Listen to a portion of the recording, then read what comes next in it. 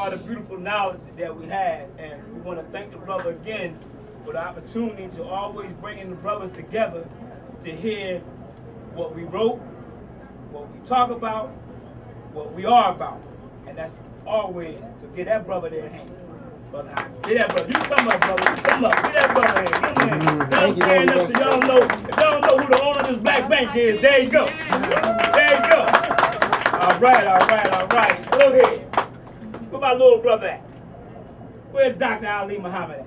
Right. Bring the energy back here and bring Griff back up here. Where's Griff at? Where the brother Griff at?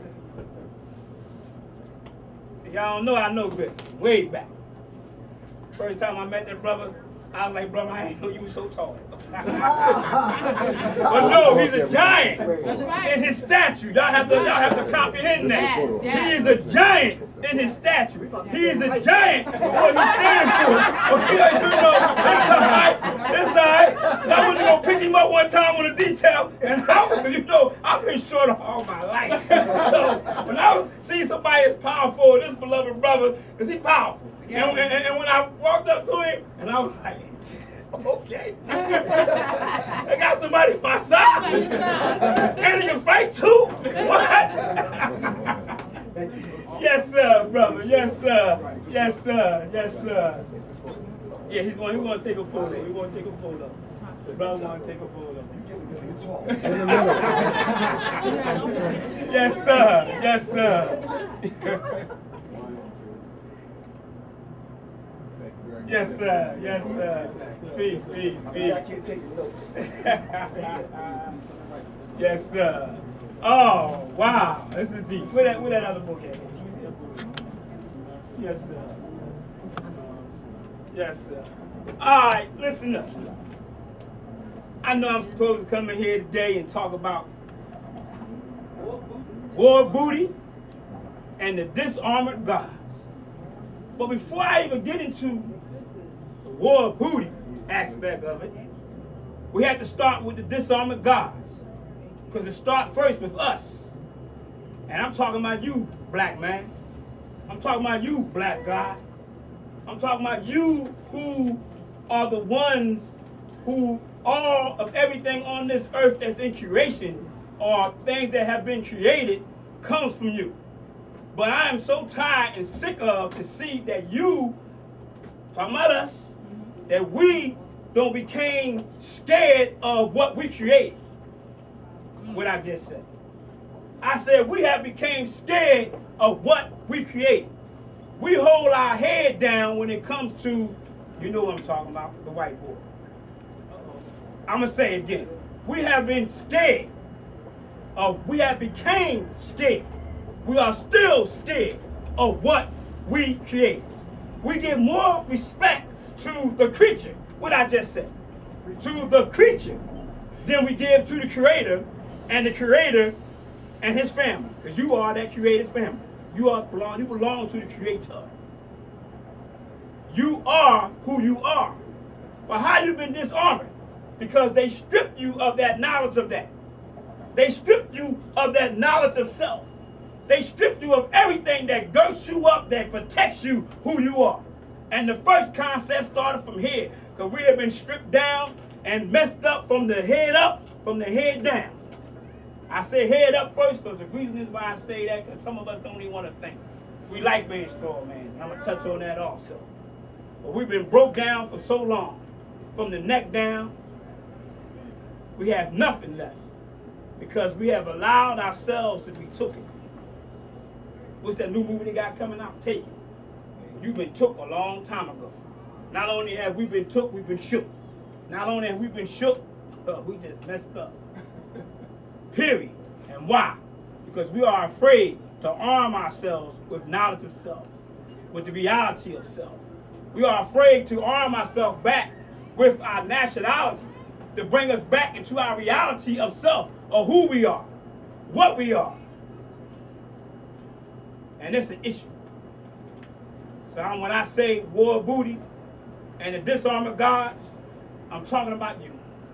I know some of us been so afraid so long to hold our head up, and some of us love to keep our head down, and when they hear truth, And they're afraid of that butt-naked ass truth. You're afraid of truth because it's naked. You're afraid of your naked self when everything your ancestors taught you, everything that's embedded in your DNA is based on truth or who you are. You want to know how you eat God? Look at your body.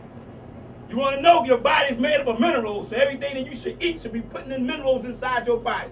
But we want to act like dead folks because we've been disarmed by dead people.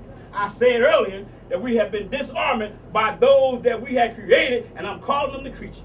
Because you have more respect for the creature than you do the creator, and the creator is you. And I'm not taking away from, I'm talking about that family of creators, but it's a collective thing. It's a nation. It's something that we can or come together to be able to do. And we can't create nothing else but nonsense nowadays. We can't create nothing but help those who have conquered and those who are in control. We help them maintain their booty. And the booty was that black goddess. The booty has become the black goddess, and she was that black goddess that we said no longer do we want to be gods and goddess, but we're going to create ourselves to be kings and queens. And once we've done that, the kings have lost the crown, and the queens have become the booty. And we still, to this day, maintain that. Because look at the songs. The black man I heard Griff earlier mention a song about Teddy P. But what's the song that was sung? Who sung the song, Shake That, no, Get That Booty? What's how that song go? What's the R. Kelly song?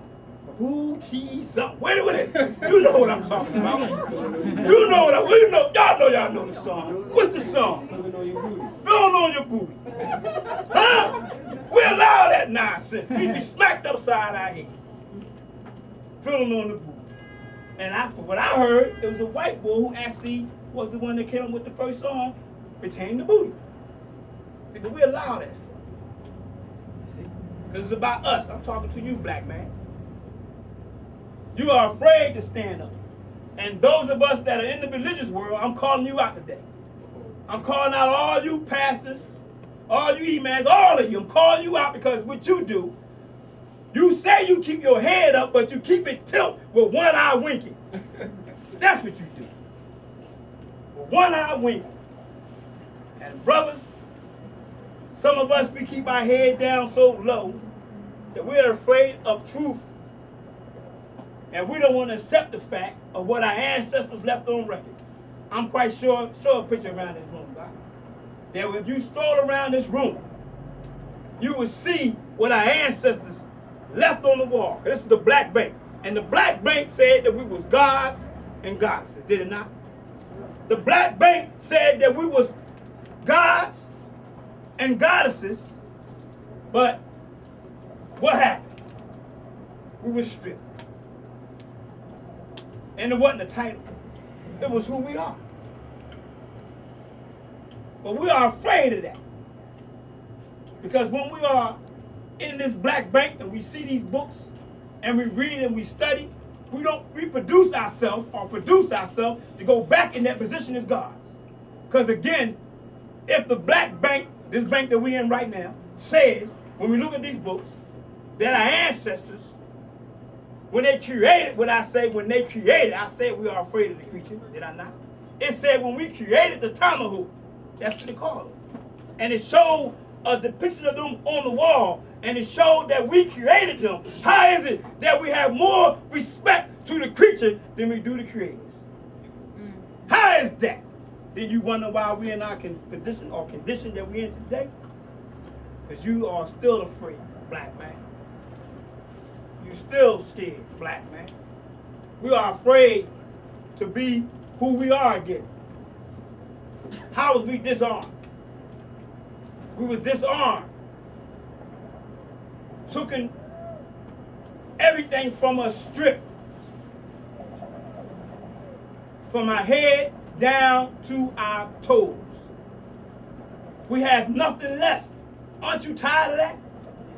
I'm asking the question, are you tired of that? Yes, sir. Are you tired of being nobody?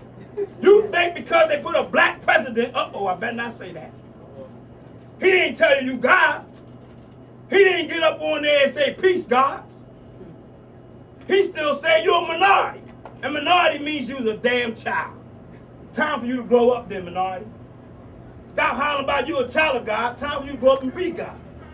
Because that's the first thing we were stripped of, being God. What's the next thing? Then we said we wanted to be kings. Right? Isn't that what the Black Bank said, God? I mean, how many books you have in my head that talks about the time we was kings? Come on. Huh? It's in the Black Bank. It said that at some period of time in our life that we was kings and we was queens. Well, that was a mistake. You may not like to hear what I got to say. I'm telling you right now, that was a mistake. Because how you going to go from being a god to a king? And don't the goddamn songs tell you that kings lose crown? Who cares what that? KRS-One, did he tell you that? Mm-hmm. Teachers, what? Are more intelligent. Teachers stay intelligent. And the hell up the Black Bank said we taught them everything, did it not? We in Blackandnobel. You can find anything and everything I'm talking about tonight. If you don't know, we find a book for you. Because that's what it's about. But the best book is this book. Because I'm an open book. I'm not no closed book. I'm a stand up tall. And I'm going to open my book up and I will pour all and give you anything and ask any question you want. I give it to you. Because I'm not afraid to stand up. But I can't do it by myself. So every black man that's sitting down right now, stand up. Stand up right now. Stand up. Stand up. And I want you right now to take an oath and a vow and say from now on, here on out, you're going to stand up being a black God. Are you with that? Yes, sir. Yes, sir. Are you with that? Yes, sir. Because what that means, first of all, and even, because we've been stripped from so much, right? We've been stripped from so much, right? And we go back and which is means again or back to religion. But when you go to religion, it don't take you back to your God self. It take you to the door, but not through the door. You don't even realize that you are that temple that your God, who you are, dwells in. Because every DNA about you is inside of you. Everything's about you, from the creator to yourself, is in you, black man. You want to know how to run a family? It's in you. You want to know how to govern a nation? It's in you. But your head is messed up. It's been cut off. You choking. See? So, everything about you is about time. This foolishness has to stop. Because it is us that are allowing the sisters to be the booty. Now, I gotta go ahead, gotta have a seat. Gotta give you this. Because even in religion, again, we mean back. So we're gonna take you further than that. Because it is your temple. This is your house. This what I'm hitting, y'all see this? This is my house. And in my house, who house? Who house? In my house, I'm not letting nothing come in this house. You're not even coming to my door if you're not coming correct. See these are my members. And black man, I'm not going to take these members and eat the wrong food. These are my members. I'm not going to take these members and put some alcohol, which is full of yeast, and yeast has their own entity. A yeast and parasites take over, do they not? Yes, sir. See? So these creatures, what I just say, creatures, begin to take you over. See? So we want to know about what's going on, we look at ourselves. Because what happened to us? And you know I'm talking the truth, telling the truth, brothers, I'm talking to us. We go to these corner stores, these corporations that are owned by the creature. And we go and we drink this alcohol, and then we want to come home and have a whole new different mentality, because it's called wine and spirits, is it not? Why? Because you who are a spiritual being are not being taught that you are already spiritual. So what is the purpose of religion for? And I don't mean to hurt nobody. It was not bringing you back to your spiritual God self. So we have been disarmed of our spirituality is my point that I'm making. We've been disarmed of that spiritual self. See? We have been disarmed from right here. Because we don't want to think. We don't think on spiritual concepts. Because the spirit comprehends a spirit. And if they say God is a spirit, then what that makes you? Spirit. See? This is the concept that we are able to gird ourselves back up with, because this is what we already had, but this is what we've been stripped from. So when you became that king, again, you lost the crown. Well, let's see something. When you deal with Islam, you deal with our government. What you deal with? Our government. Our government. I'm going to say it again. When you deal with Islam, it deals with the mastery of all divine law, but it represents our government. We've been stripped from it. See, because when you're dealing with Islam today, they're not breaking it down, they're not giving you a government. See, you've been stripped from that. And brothers, you keep your head down and you are afraid of that. You're not trying to build no government. But do we got a government now, brothers? Yes, sir. What's it called? Aboriginal Republic of Say everybody here that's a part of that. What's it called? Aboriginal Republic of Say it again. What's it called? Aboriginal Republic of North America. You know some of you still putting your head down when we say that? Uh-oh. You know some of you got your eye, one got a one put back, they got one eye looking like, huh? Don't be afraid, black man. Open up your eyes. Because it's for you. Because we need to reestablish our own government. Gird ourselves back up with this. Am I right? Sure. Now watch this. I gotta go here. Y'all see this book? Black man, some brother wrote that by Bilal. I don't know who he is. We're gonna turn to something in here. And the page, I gotta go here real fast, is 101. So those of you who get this book, you're already written in the pages. Now watch what this says. Because this is for those of us. We always got to go here because we have been programmed for so long in the religious world. All of us know that when we were little, mama said, come on, let's get up and go to church. But mama never told you, and grandma never told you that your body is your own temple. See, your mama never told you that, your grandmother never told you that. And she was too busy feeding you cow milk and chicken before you went. But watch this. There's a concept in this book, and it's out of the NIV, and it's Luke chapter 11, verse 21 through 22.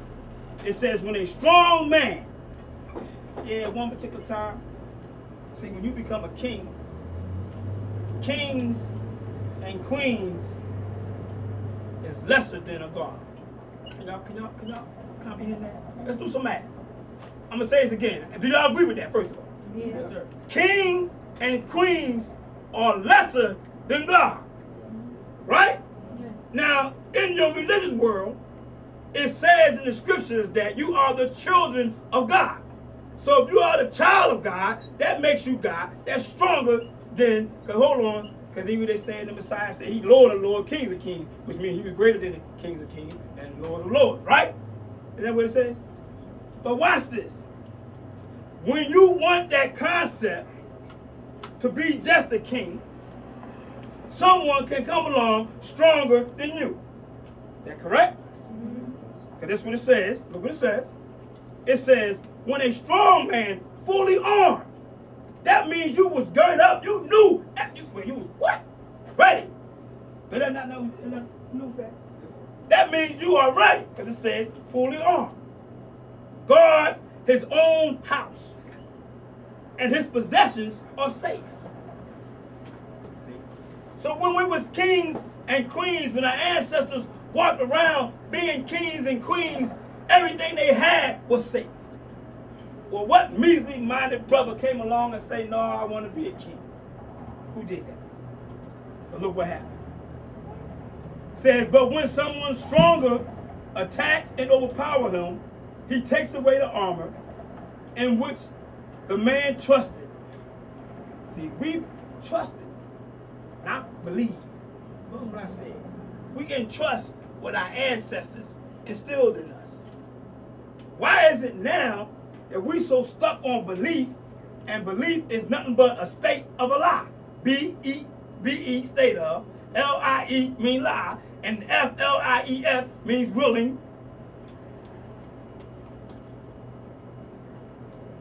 So you are willing to believe a lie, then trusting what our ancestors left on the record.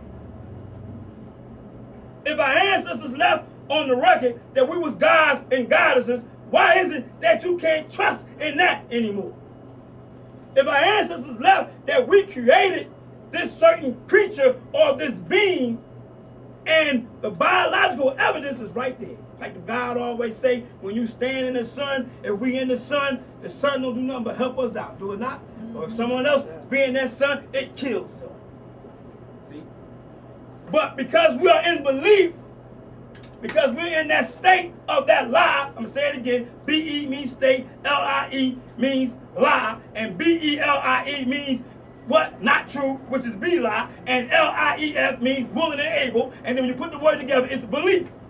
So on your belief, which is your imaginary heart, you hold on to traditions that has nothing to do with what was handed down from our ancestors that are written on these books.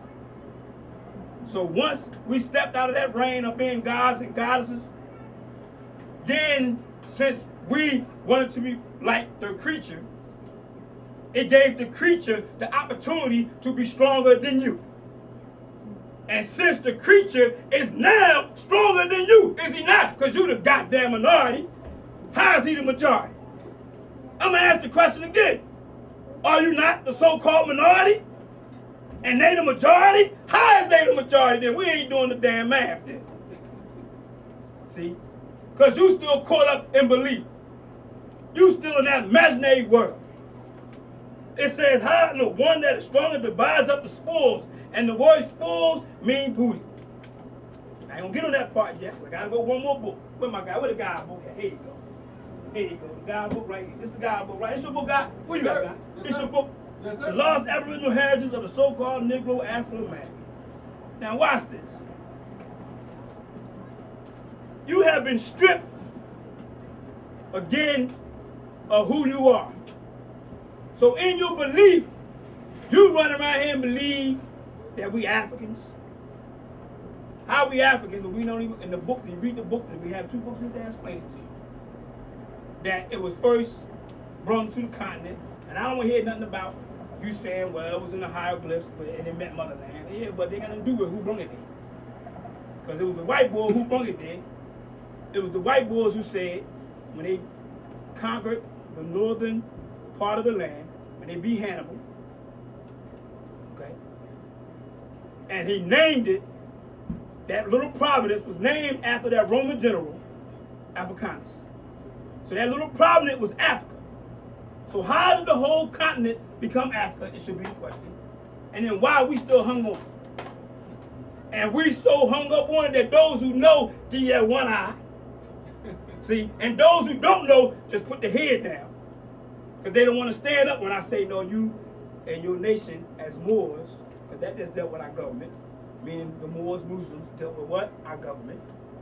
You want to be a Christian? That's cool too, because Christian deals with you being anointed bloodline. And you are truly black man and black woman, the anointed bloodline. I'm going to say this again. You are truly that anointed bloodline, but you also alive. Meaning all divine law is still in you. Okay? Meaning also it is up to you to bring back a righteous government. See? But a righteous government has to be brought by a righteous people. They can never be right. See, because again, they are the creature, not the creator. So I gotta go here. Check this out. This is, let me show you something, how divine this works. Because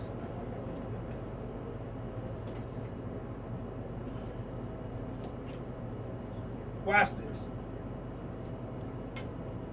Now this is in the guy's book. And it says, matter of fact, beloved, you sit right there. Read right there what's in there. Read it nice and loud. Check this out. Show you how divine this works, because this is called War, Booty, and the Disarm of God, right? Now I just read you something that came out of King James Version that's in my book already, right? And it said that the strong man has been taken and his spoils is divided, right? So that means you've been jacked up. I'm going to use that term. Now watch this. This is another book by my beloved brother. Now watch what this book says. I'm going to show you how we're going to connect this. Read that, guy. If we are to question ourselves on what we call ourselves before this period of mental and physical prison, immediately the true aboriginal records in the Americas must be reviewed and Islamic history must be viewed. And the terms Moor and Muslim surface as the primary names, other than indigenous tribe or clan names that we call ourselves. The names Negro, colored, African, African American, and minority are slaps in our face. Stop right there. What did it say? Read it again. They are what? Slaps in our face. How you gonna allow somebody to come slap you in your damn face and you don't do nothing? Huh? How you gonna allow somebody to come in your house, smack you, take everything that belongs to you, all your possessions, and everything that is about you, that girts you up, that makes you who you are, and take it from you and tell you you are nothing? They made you lower than them. How you gonna become lower than the creature when you are the creator? How you gonna become lower than somebody then by nature itself already teach you that nature itself will kill them, but your ass is so afraid to be in nature and you won't do nothing? So at least I say, guess what? Bind their asses up, put them out in the sun. We ain't gotta do nothing then. If you so afraid of that, just help us bind them up and put them out in the sun. Help us out with that then. Alright? We ain't telling you to arm yourself up with no damn guns, because half of you can't shoot. You doing like this. Ain't none of you going to the damn range and learning how to shoot. You think this is cool. So we ain't talking about that. We don't even want that, but we already know how you shoot. We know you shooting up goddamn corners, hitting everything but what you intend to shoot. So we don't want that. See, because you might end up shooting me when you go over shooting somebody else. So we don't want that. So all we saying, look, guard yourself and arm yourself back to your knowledge of yourself or who you are and what you are. Stop being afraid of being guys and goddesses. Go ahead and take it to your pastor tomorrow, email. They don't care who the hell you go to. They can come see me. They know I'm at every goddamn Thursday. They know where my brother at. They come see us. Tell them come on in, bring everything they have. Because I'm going to show you and I show them that you truly, black man and black woman, are gods and goddesses. You got no business being a minority. You got no business being all these other names that you are allowing yourself to be called, but none of you are checking yourself. I told you a long time ago that we need checkups from the neck up. We've been broke down a long time ago. We are stripped. We don't have nothing to even hold our pants up no more. That's why I have you little faggots running around with your pants down, showing your goddamn behind. I ain't gonna say booty, because booty don't mean behind.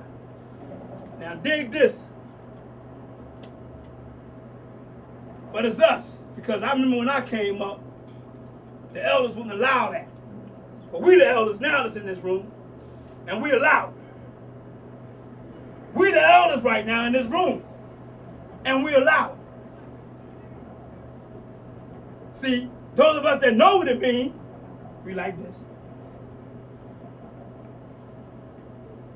I got one. You know what? Since I'm on that, let me give you something. Watch this. Dig this. When a sister, right, who has a nice backside, wanted to be seen, she sometimes wear them sweatpants that have a name written on the back of it, right? Am I right? Am I right? Am I right? You see them pants with names written on the back of it, right? Now the names are written on the back to do what? To draw what? Attention. So when a man is walking down the street, supposed to be a man, I say a male little boy, because a real man not going to do it unless a God. So when a little boy is walking down the street, yeah, are you 20-year-old, 30-year-old, I'm telling you, a little goddamn boy, now come see me about it on the camera. I'm saying it live. I'm saying it live. Yeah. So if that is to draw attention, what do you think you want to do when you pull your pants down and showing your drawers and showing your backside? To do what? Draw attention. Say it again. Draw attention. To draw attention. See? What's wrong with us? Something wrong with us, right? Well, back to this illustration point. It said you get slapped in the face. But we've been more than slapped. See, because in the book, we're going to show you that the aboriginals on this land, the chief people, and the original natives was you, black man. And we're going to also show you in our books that even the continent of our keeper line, because when you look at other books in this black bank, in the black bank in some of these books, it say that we also call it our keeper line, right? We call it Kush, call it many different names. So why in the hell are we so scared to go back to calling things what we called it? See? Why are we so scared of calling ourselves who we are? See? You know why we scared.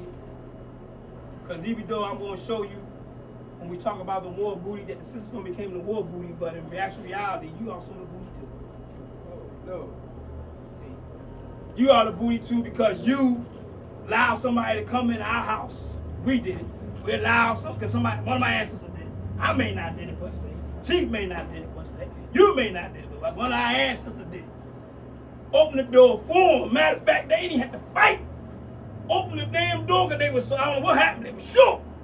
Or even they was glamour. Because you know when a vampire, because they like vampires, because they can't be in the sun. When a vampire, you see the movies, come to the house and he knock on the window sister, he asks a question. He said, can I come in? Do you not? He said, can I come in? And you glamoring at him because he's looking all good. You know, white when you think he's looking good, when he's nasty enough, he said. See, when you think he's looking good. And you say, yeah, come on in. Because the master ain't here. He ain't protecting the house. Uh-oh. See? We couldn't have protected the land. Meaning collectively, because some of us did fight. Some of us still fighting to this day.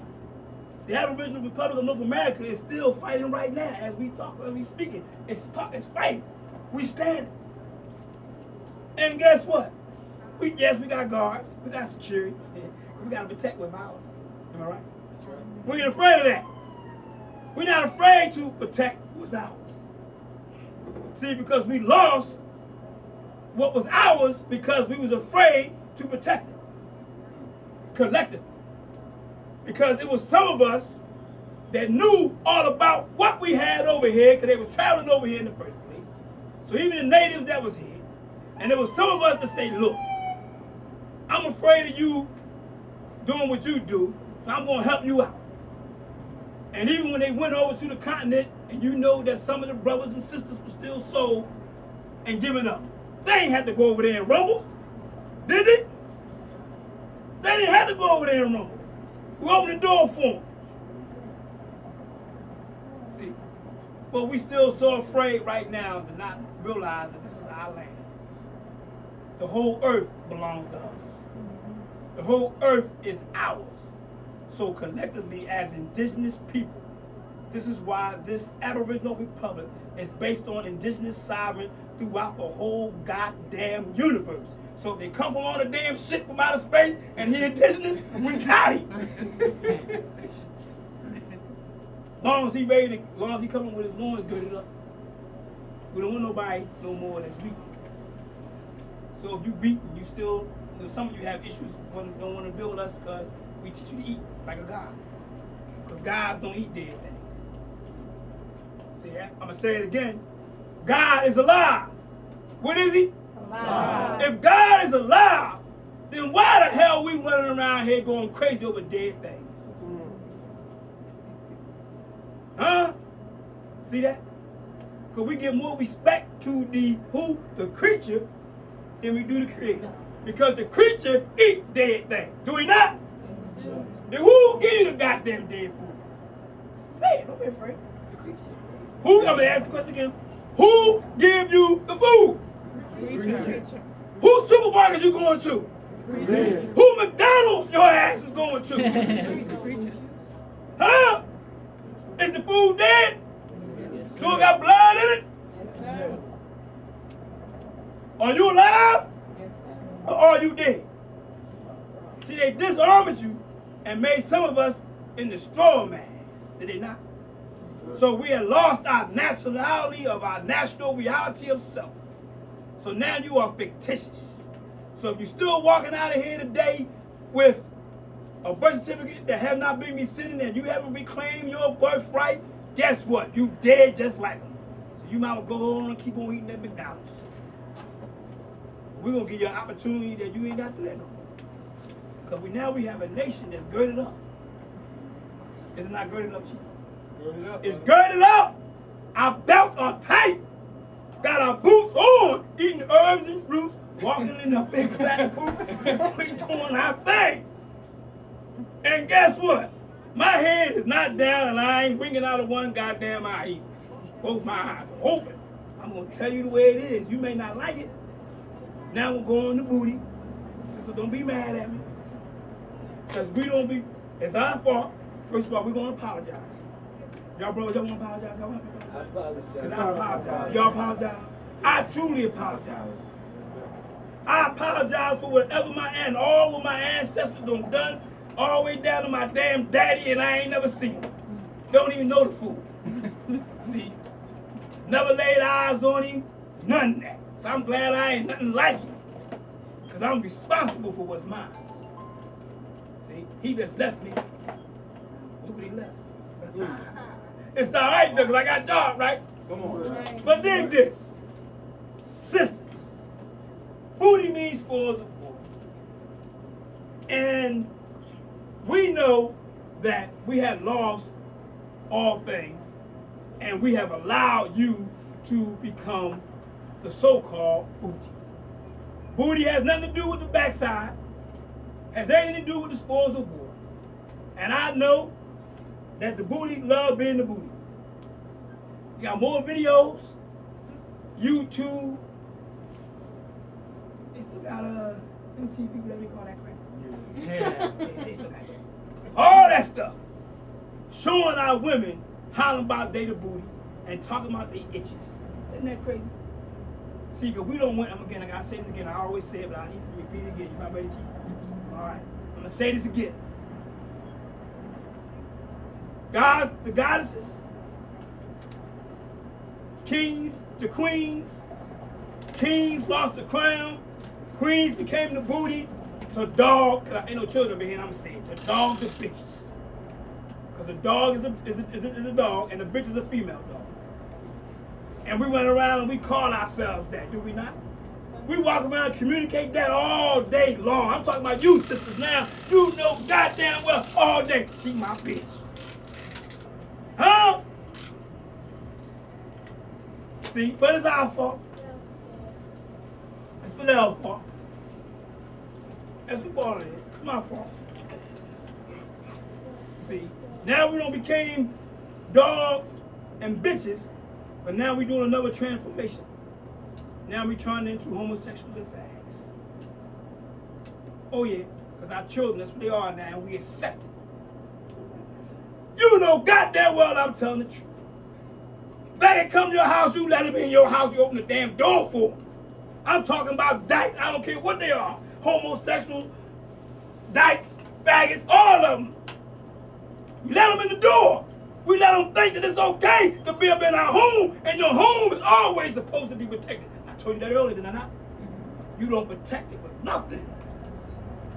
You make them feel at home in their own house. Don't you know when you bring that energy that our ancestors taught, that when you bring them certain energies in your home, that they become a part of your house? Don't you know that's what it's written, that's what they left on record, that when you allow these energies to come in, sometimes them energies take over. That's why your ass supposed to get some sage and get them out. Huh? You supposed to get them out. You leave them in there. Because some of you love it. See, some of you want to wink one eye to it. Say it's okay because it's just them. Don't let them in your goddamn house. See, because we don't stand for something we never had. What? Nothing. Stand up, black man, black woman. Again, I'm going to give you an open apology for you becoming a booty. I'm going to turn this over to my brother. But before I do that, I need every black man to get up in here nice and loud to say that we truly apologize for allowing this to happen. That you are, because after the day, you're no longer what? You're no longer what? You're no longer what? So don't act like one either. Because you don't came so programmed that you love being that. You dress like the what? You know that, sisters, when our ancestors left on record, they're not left on record about how they dress, how you dress, right? Right? They left on record, did they not? It's already there, it should be in your DNA, it's embedded in there. See? So today you make an oath that you yourself will no longer be the group. Can you make that oath for me? Yes, sir. Yes, sir. Huh? Yes, sir. Become that righteous, upright woman again. Let's give a hand for my chief, because he about to get it in.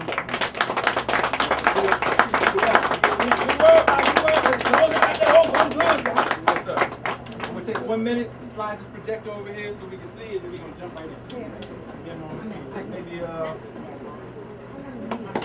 20 seconds break.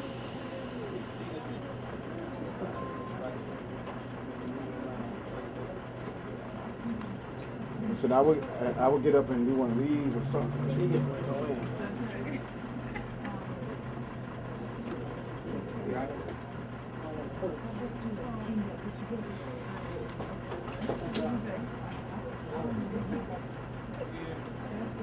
You all right, my sister? Don't understand what he said just now, we're going to make it much more plain. I'm going to just say straight up, black people, you in trouble. You in trouble. I have to say this because it's the absolute truth. And it appears that only a very, very, very, very small amount of us have the courage to do the things that are necessary to make sure 200, 300 years from now that we will exist as far as the people who are in North America. People in other places are in a little bit more safer condition because white folks is not going to be able to do a lot of things that they want to do to them in those areas. But I'm saying that to say that we need some changes, and often if you go to church, if you go to the mosque, if you go to a lecture, you know, it might seem vague to you. Okay, let's work on our economics. Okay, we need to work on our spirituality. We need to do it all at the same time every day. We need to figure out in your own space and time how to, as efficiently as possible, make us functional based on absolute things, not based on anything that is not measurable. When I say measurable, I'm saying that you can experiment with it, figure out it works, and then implement it. And then experiment with it, figure out it doesn't work, and then get rid of it. To do that, we have to have a completely different perspective of life itself.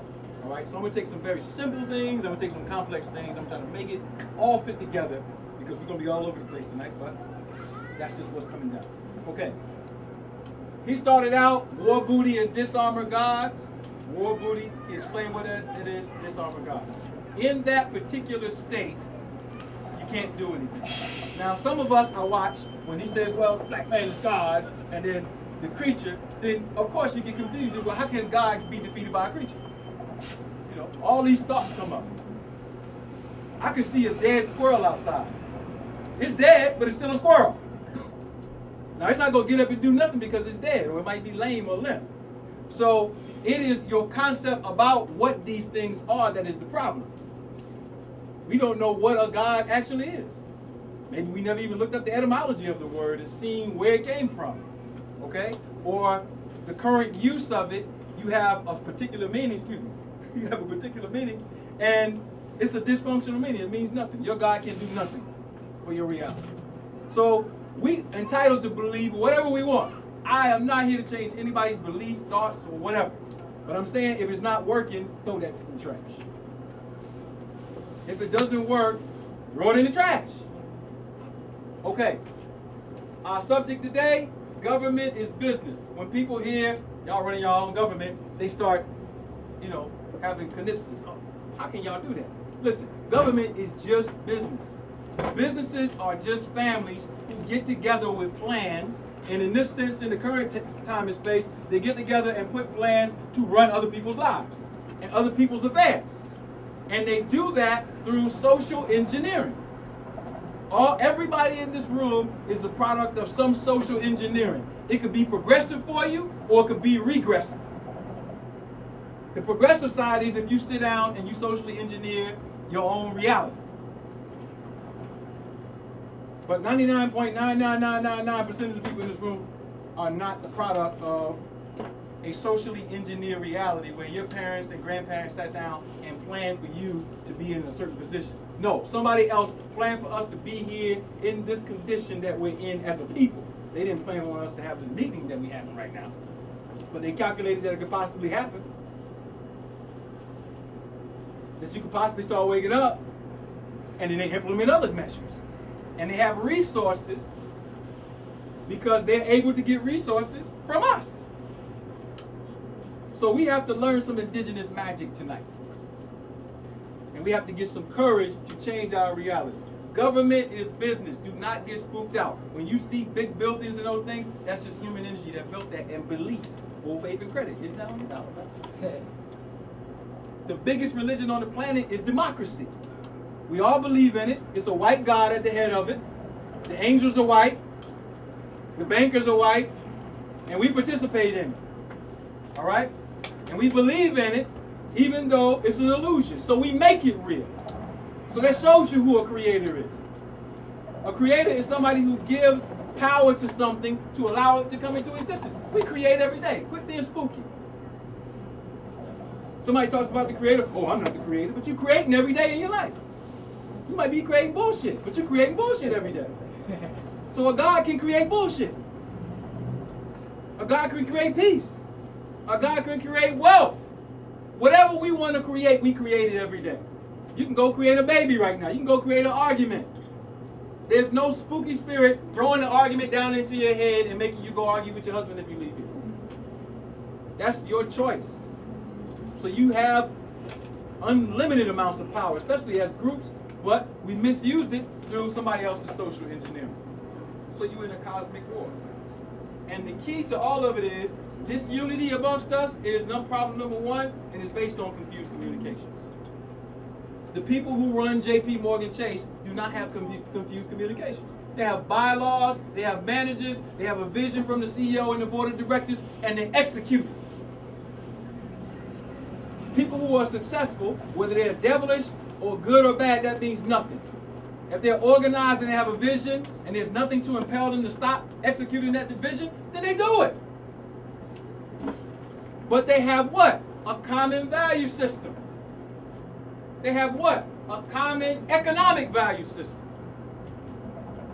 So people who are going to vote, somebody might ask, well, what's the black agenda? There is no black agenda.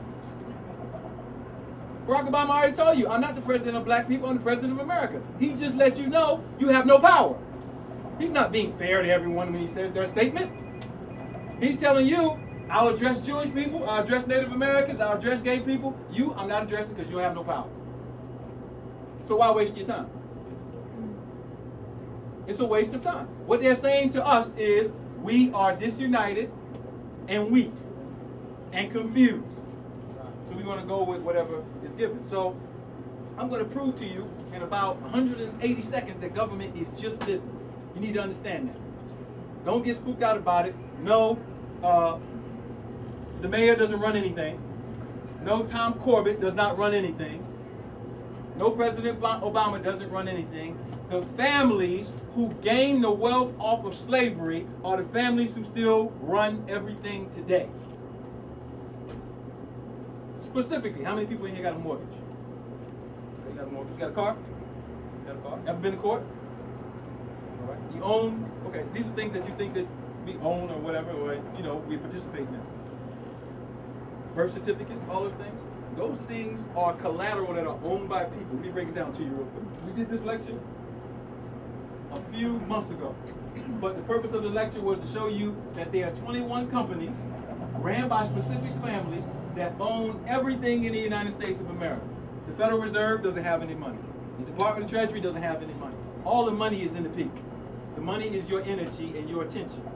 You get up, you go to work every day for Delaware Investments, you make that particular husbandry grow.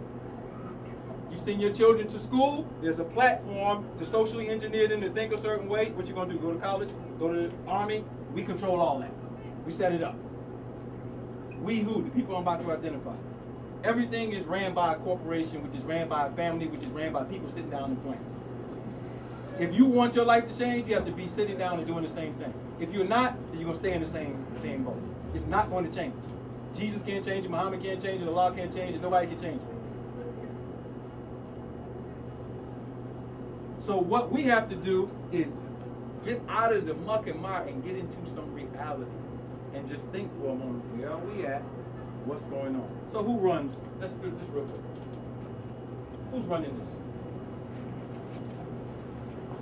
I'm gonna give you an idea of how they're running. Now, this is a law. You can look this up. If you got a pen, pencil, photographic memory, whatever. I want you to go to Google and type in Commonwealth of Pennsylvania statutes. You probably get a URL will pop up. Okay. If you don't know what a URL is, something that you can click on that has a link.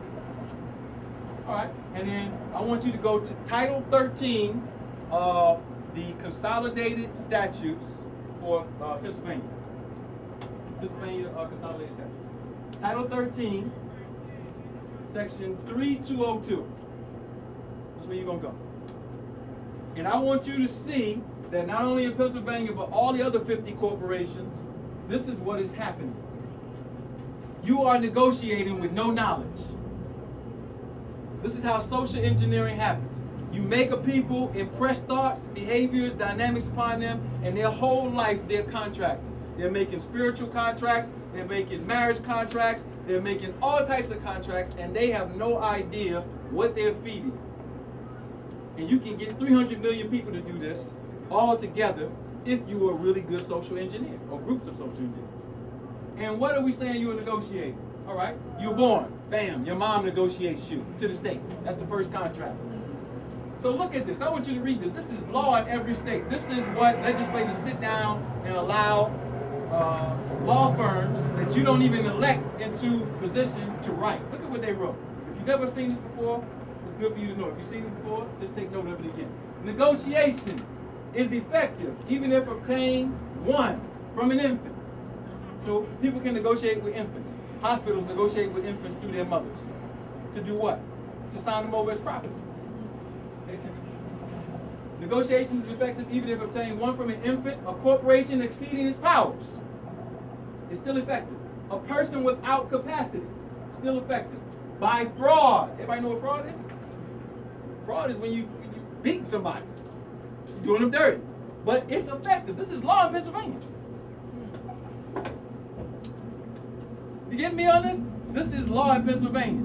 You can go ask Tom Corbett, why is this law here that people can, that there can be negotiation and it can be effective by fraud, duress, mistake, in breach of duty, or as part of an illegal transaction? Why is that in the state law? Now, if I'm lying, just go look it up. I'll give you $1,000 for each state that doesn't have this. That's 50 states. I don't even got this. I'll be in debt to you.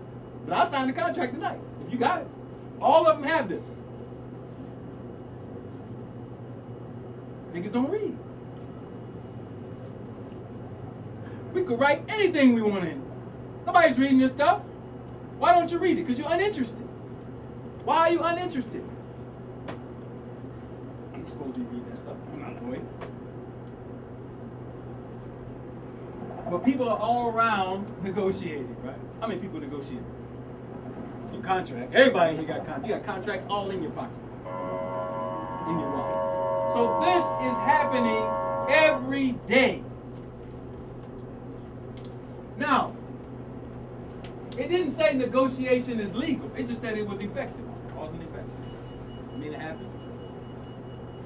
So, all throughout the United States of America, you have these, us, the dumb citizens getting beat every day through fraud, duress. What's the corporation that sees in its power? That's the city of Philadelphia telling you your grass is too high. Here, take this ticket.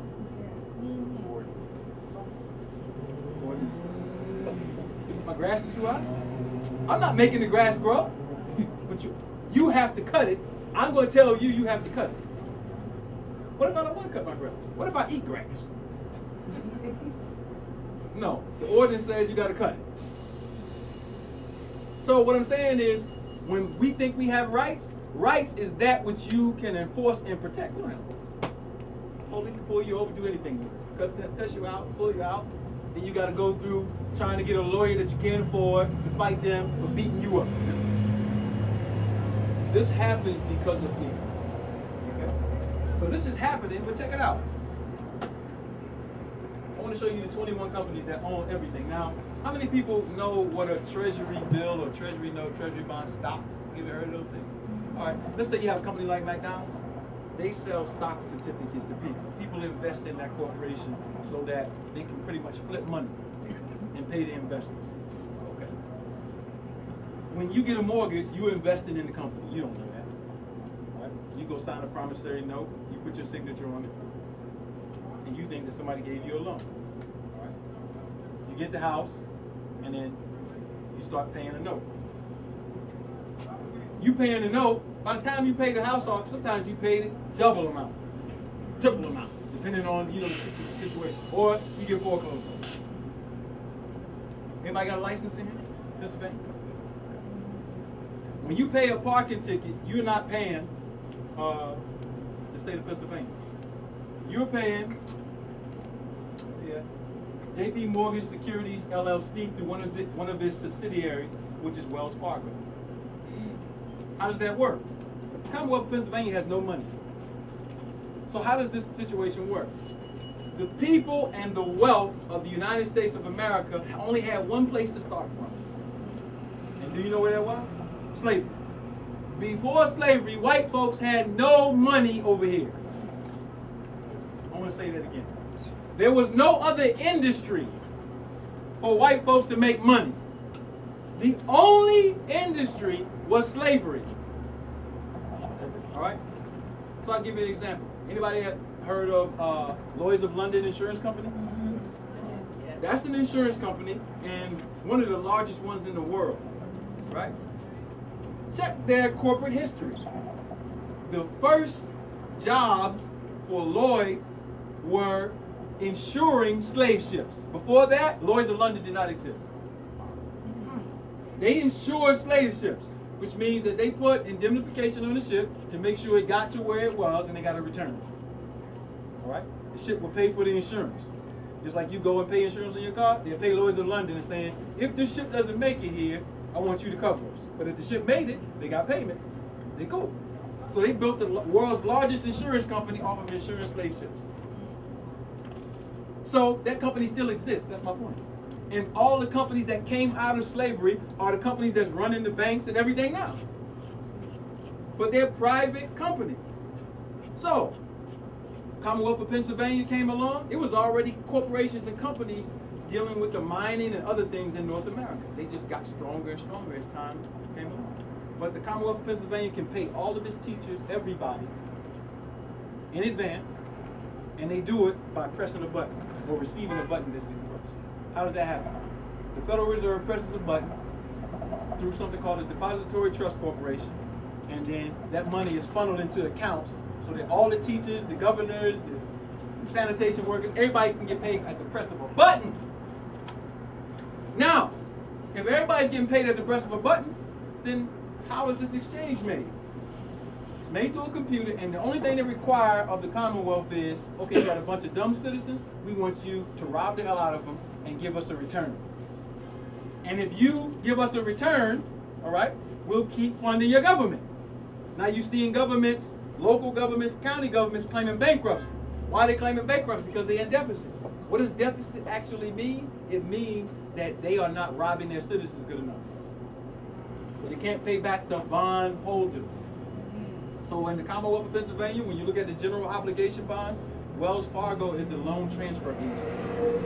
Right? And Wells Fargo is a subsidiary of JP Morgan Securities LLC. So this is one of the 21 companies that when you pay for a parking ticket, when the Commonwealth gets it, whoever's working downtown at Filbert Street or whatever, they turn it over, they stamp it over to Wells Fargo. Wells Fargo takes it, deposits it, and JP Morgan Securities gets that money. they get advances. JP Morgan Securities can go to the federal government and say, we need $10 million in cash advances. Give it to us. Why would the government so-called give that to them? Because the government has turned over property to these. JP Morgan is why you have life. Pico and Exelon don't run this. The bond company that runs it is JP Morgan. Why? Because they built their husbandries off of slavery. Now, when you say husbandry, we're talking about the ability to take wealth, keep it in your family, create an industry, all right? Which is the petroleum industry. You see, you ride down by the airport, you see all these terminals and that people. That's a family. That's right. Or families working together who have created an industry for themselves, and they say, well, Commonwealth, you want us to service you? Great. Turn your dumb citizens over to us. Come on now. Right. So now that's off of slavery. So what I'm trying to point out is to you, us is, none of this would exist if slavery would happen. There would be, none of these white folks would have nothing. They'd be in the cave somewhere. Now do you know why COINTELPRO is so important? See, counterintelligence said that you niggas better not never wake up. We in trouble if the niggas wake up. Because we built everything up off of them. Hiding their history. All right, so these are families. So I want you to be clear. The Federal Reserve Bank has no money. How they guarantee that these operations, these companies run military industrial complex, energy, all right, banking, everything that people use as benefits, all that, they're running it. These are families that run it. They're called primary dealers. Primary dealers means they can go to the Federal Reserve at any time they want and get a cash advance. They have a bank account at the Federal Reserve. Your bank account is down the street, right? At Wells Fargo, Wachovia. No, they can go to the Federal Reserve and say, listen, we need an advance. And why would the Federal Reserve give it to them? Because they have their collateral subject. They got all kind of mortgage documents, all this stuff is owned by these people. So my point is, I'm not pointing out to even shoot them down. Government is business. If you are a producer, you can govern yourself. The reason why Barack Obama bombed Africa, Libya, all right, is for 3 reasons. The main one is government is business. Africa was deciding, they have something called RASCOM, where China and Russia sent up satellites with them to control their own internet and defense systems. They were paying an American company $500 million a year for 45 countries to have internet service, anything that's tied to satellites and that type of thing. So Muammar Gaddafi and 45 other African countries put together $425 million to pay China and Russia to get their own contracts, to control their own internet services, and to control their defense system, so they could build up their ability to protect themselves using satellite technology. They developed 3 banks, one an investment bank in Libya, one a central bank, and then they had a bank called the African Monetary Fund, where they were detaching themselves from the IMF. Okay? They wanted Africa to back all of its currencies, those 45 countries, I think it's about 10 or 11 of them that are allies with Italy and Europe. They didn't want to do it, but 45 countries agreed that they were going to, through the AMF, back their currencies with gold and not deal with anybody that was not on the gold standard. Do you know what would have happened in Europe in 5 years? They'd be bankrupt. All your little iPhones coming right out of the Congo. You see what I'm saying? So your black president said, I am going to protect my ancestry, which is, he's a descendant of the slave master. He ain't even related to you, really. His father's from East Africa, okay. You say he got some blood, but he's not a descendant of the people you descended of who got enslaved. His mother is white. The Dunn and the Payne family were slave masters. So Barack Obama is a descendant of the slave masters. So he decided he's gonna go bomb Africa or incite the atmosphere so NATO could do it. But you see why they're doing it? See, nobody is talking about the African satellite system that's now gonna be broke because they stole $32 billion from Muammar Gaddafi, the Libyan people had money invested in American companies, and as soon as they went and labeled him as, you know, a dissident, a terrorist, they froze all the accounts. That was done by an executive order signed by Barack Obama to steal $32 billion, amongst much other money. So when you watched it, you saw all the white people, Hillary Clinton, all of them showing up in Libya while they chasing Muammar Gaddafi. We don't know what that's about. What is that? That was about bankrupting any indigenous people from having influence to operate their own business. You see what I'm saying? Imagine Africa with nuclear bombs. Damn, we can go home. Give me one African country with nuclear bombs. It's detente then. They ain't gonna mess with you. Give me my sack. I'm leaving. I'm out of here. You see what I'm saying? Why? Because once we get to a level, if it's that or whatever other level that we are in a position, like a Russia or something, with any country on the planet, all of us need to get the hell up out of America and go there. And take all of our wealth, experience, and do that. I don't care if it's in South America, Mexico, wherever it is. If we could get something like that going, we will have government, because government is business. So when we talk about government, we're talking about building our husbandry. That's why it's real to us. Because we understand what happened. This little Johnny come lately, allied with some of our own African brothers and sisters, which we put in the book. Y'all love all these things that y'all doing that y'all love. I ain't gonna get real into that because I don't want to hurt you. Come on, Kai, get into it. We are. Get into it. We saw RBG, and we don't know the countries in Africa, specifically 6 of them that we mentioned in this book, that allied with the Spanish, the Portuguese, and the British to throw your ass on the slave ship. So we saw Odun Day, but we don't know that the Oyo kings allied with the Portuguese to run up into Songhai and Mali, do the trans-Saharan slave to throw your ancestors on the ship. These your own so-called brothers and sisters. See, we don't talk about that. Why don't we talk about that? Because we are not mature. We're not mature. And we don't know our own past. The maturity and knowing our own past will say, see, we're just not going to like somebody just because they look like us. You see what I'm saying? Because if we got a political plight that we're dealing with, we got to point out all the people who caused the crime. Not only for our emotional sake, but for our political sake. Because other people know when they've been injured how to go to the international world and say, we've been injured. Now this is what the law says. Give me my remedy. We're the only people that complain and say, we just need to man up only. No, hell no. Yeah, we need to man up. That's a part of our self-repair. Because we need to be dealing with self-repair and repair on that level. But we have to be taught how to do that. So we need to know who we were. So when we talk about Islamic history, we're not talking about religion and Moorish history. We're not talking about religion. We're talking about identifying who actually was thrown on the slave ships. We think a bunch of Africans were thrown on. There's nobody called African at that time. Huh? There were no Africans getting thrown on slave ships, brothers and sisters. In retrospect, they used that name to hide what really went on. So now everybody on the continent is African, and Africans is getting thrown on a slave ship. No, that's not what happened.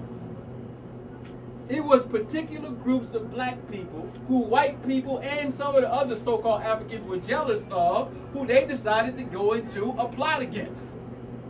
And it worked. Now, the people who they decided to go into a plot against were your ancestors, but we don't know who we were. All right? So now, post that conversation, we're sitting up in somebody else's husbandry, talking about we about to solve some problems.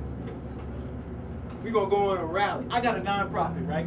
Not me, but this is somebody saying, I got a nonprofit. I'm going to help stop crime. I'm going to go down to the mayor's office, and I'm going to get me some funding, and we're going to have a rally. And the mayor's going to come to our rally, and we're going to stop this crime. Don't you know that crime is a part of the city budget? They got a black boy down there. What's his name? Seth Williams? That means nothing. Listen. In order to pay back the bondholders, they have to have a certain amount of indictments. And the indictments, most often, you getting that plea deal slid to you so you can pay some restitution or do some time or both, which is nothing but modern day slavery. So they need those indictments to keep going. You think they want to stop the indictments, which will stop the money coming in, which will cause them to be in deficit? So the double speak is, you send your child to the public school system, they never learn that what's going on, and we keep the same cycle going. It's gonna keep going, brothers. It's not gonna stop. Crime is a part of the city budget. So if y'all got some political leaders in y'all vote, you know, give us an audience with Michael Nutter or somebody. We dress up. Hey, look at this. I'll put something on. Get real sharp and say we know what's going on. It's fraud. You're practicing sedition right now, meaning Michael Nutter, whether he knows it or not. So we are supporting white people.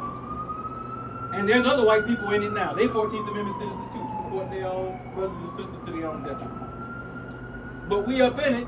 The question is, what are we going to do about it? Government is just business. These people are private companies.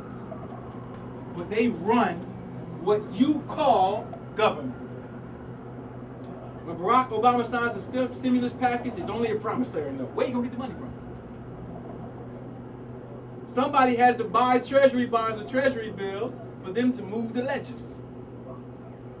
How many people have ever seen them having arguments that we need to raise the debt ceiling? We're having problems with the national debt. Anybody ever heard that looking at CNN or something like that? You know what they're really saying? We need to figure out a way to sell more citizens and property, but because we already in debt, nobody wants to do business with us. It's just like you, if you got a 550 credit score, trying to go get a credit card. What they gonna say to you? You ain't about to get no credit card. As a matter of fact, if you want to get a credit card, you got a house, you got a car. Let's put a lien on that, and then we'll give you a credit card. That's what the United States of America is doing. They saying we broke, we don't have too much to sell you, but buy some more treasury bonds. They're losing friendships internationally, and that's problematic. All right, these are the people who are saying we ain't buying no more. All right, so I'm only pointing this out to show you the 21 companies. So when you get the DVD from here and they show you, you can see these are the people who own pretty much everything the dumb citizenry thinks that they do. Now that is a problem. That's a generational problem. Because if it keeps going on like that, we can do the math. So we need some serious, simple education. We do these classes and classes everywhere just to open up ourselves to do some simple communications on these things. Government is business. All right, so if government is business, and these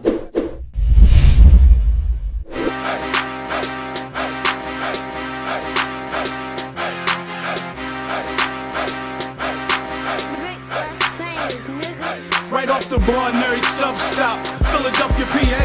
Shot so loud you would think it was a club spot. African Americans, although we all over the web, we the hood librarians. We ship to prisons too. We reach out and deliver to those that's bitten too, but it's more than a bookstore.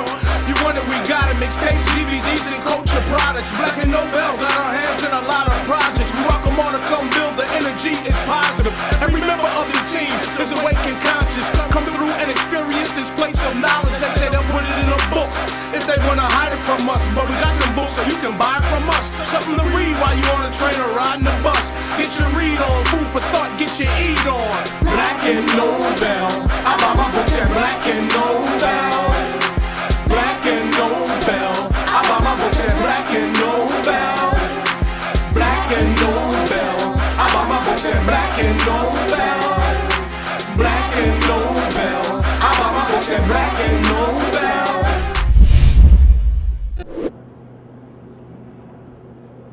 Now I can already see. Have you had a challenge with a relationship from May 26th, from July 17th to September 7th? You had a challenge with a relationship during that time period? It's right there. All right. King of Hearts is the father card. Nine of Hearts is, if it's dysfunctional, disappointments in relationships. All right. Then we can look at this period that he's in now. All right, which is September 7th. All right, through October 29th. This is a 52-day period that he's in. This Three of Clubs can deal with indecision about a relationship. It can deal with writing to somebody that's close to you. Communication, all right? You're displacing the Eight of Spades. So this is a hard work period. A focus on work. All right? Cosmic card, King of Clubs. We're not even going to read into that. All right? And we can look at the rest of your year. All right? And type everything that's going on.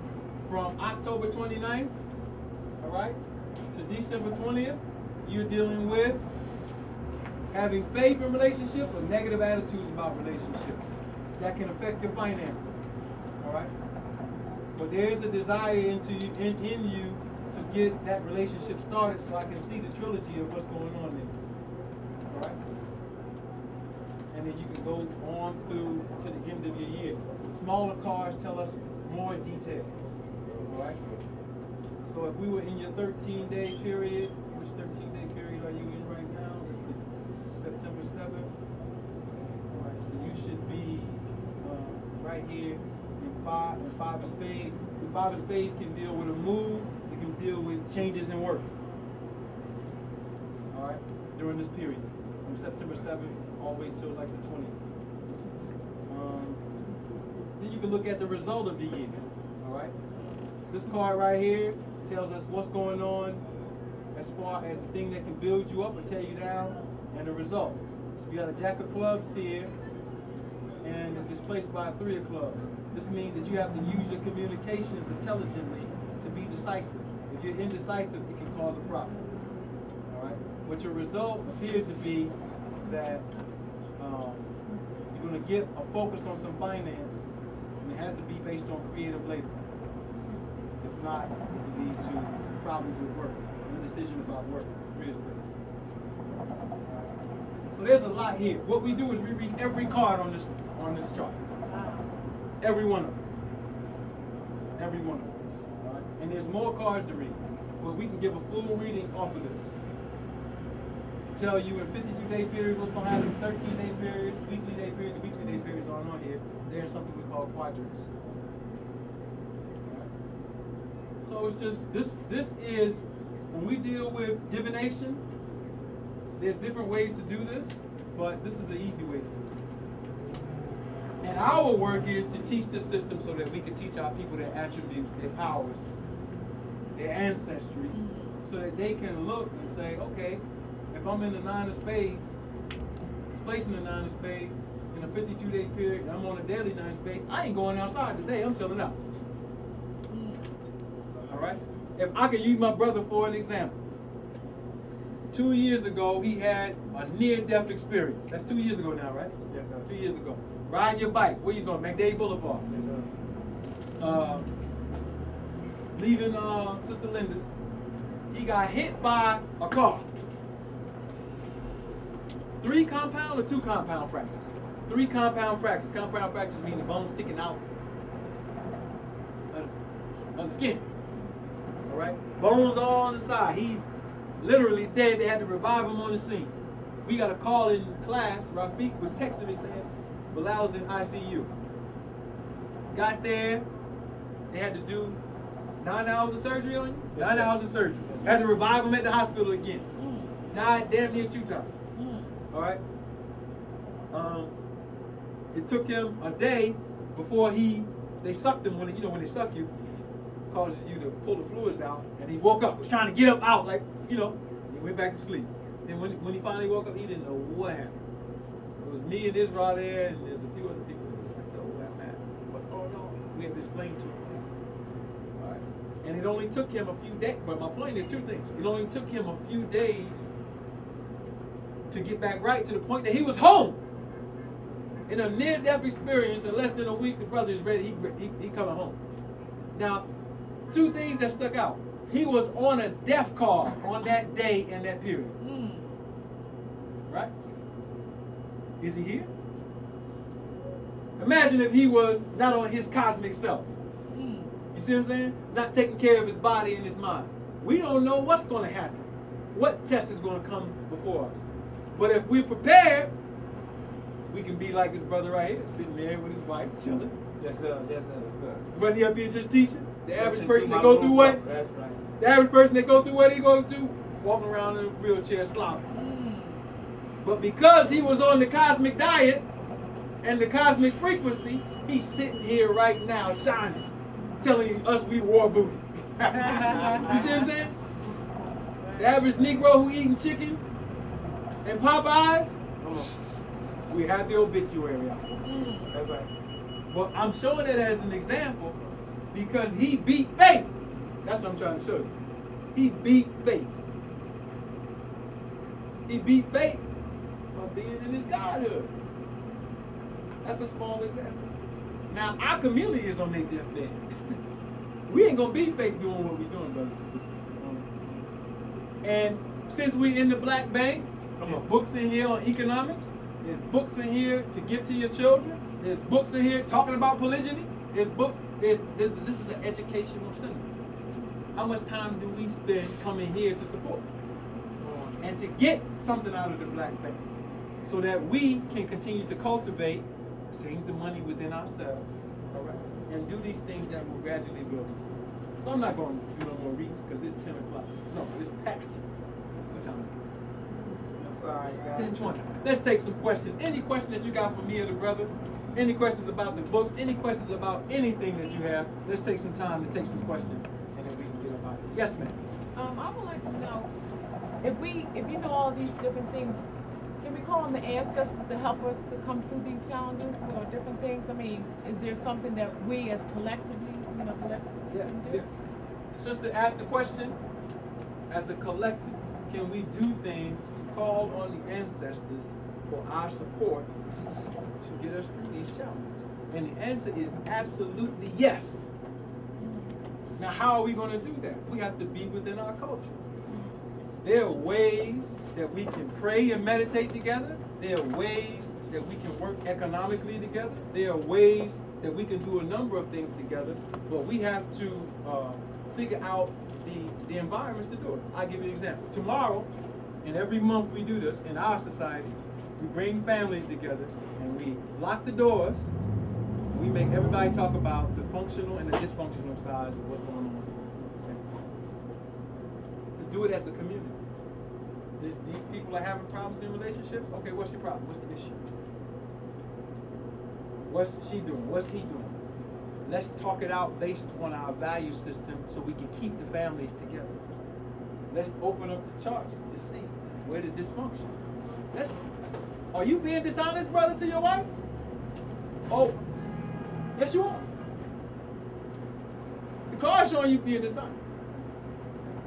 You see what I'm saying? Sister, are you being dishonest to your husband? See, we need, after being savage, we need to be put in those kind of platforms. Because if you are building families and communities, you can shave away the tear and keep the people who are together. Once you have like minds in a room that are planning on goals and visions together, there's nothing that's going to stop them. That's how you call on the ancestors. You can't call on the ancestors with somebody who's not in, and you got a mole amongst a group trying to grow together, and it's cancer inside of it. In our system, you got to get rid of the cancer. But you have to be able to look and diagnose. Let me look at your face and see whether you got cancer in your eyes. You see what I'm saying? Why you not glowing? Why you 40 years old and you look 60? You see what I'm saying? Come on, guys. These are the things, see, we got to put each other through checkups. That's how we call on the ancestors, the forces, to back us, because we are within natural law. If our behavioral dynamic is on the righteousness and the peace of our ancestors and the wisdom of our ancestors and the implementation, there's nothing that's going to stop us from doing what we got to do. We have any operation that we want, we can implement. Anyone. If we want a university, we start. I don't care if it's only 50 people in it. Those 50 people invest in it and take their family's wealth and put in it. In 40 years, it'll be 50,000 people. But we have to have the goal and the aims to do that, and the courage. Here's the challenge. We have to have the courage to get rid of the possessions.